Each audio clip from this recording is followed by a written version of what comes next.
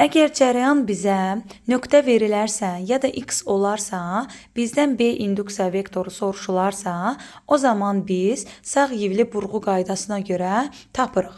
Sağ yivli burğu qaydası nə deməkdir? Sağ əlimizi elə götürürük ki, baş barmağımız cərəyan istiqamətində, bükülmüş 4 barmağımız isə B induksiya vektorunun istiqamətini göstərsin. Cərəyan nöqtə verilərsə nə deməkdir? Bizim barmağımız şəkildən bizə doğru gələcək.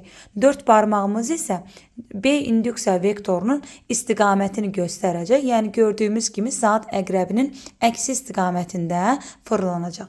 Eyni ilə əlimizdə bir şnur olsa, yəni cərəyan olsa, yenə eyni ilə baş barmağımız cərəyan istiqamətində, bükülmüş 4 barmağımız isə saat əqrəbinin əksi istiqamətində B induksiya vektorunun istiqamətini göstərmiş olacaq.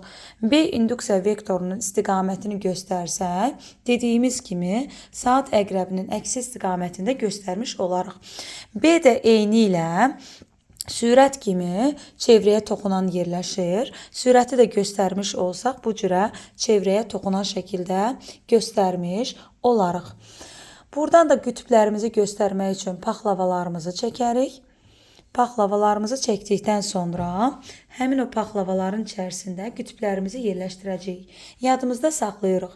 Həmişə B-nin yanında N qütbü olur, digər tərəfdə isə S qütbü olmuş olacaq. Bunu banan sözündən də yadımızda saxlaya bilərik. B-nin yanında N, digər tərəfdə isə S qütbü olmuş olacaq.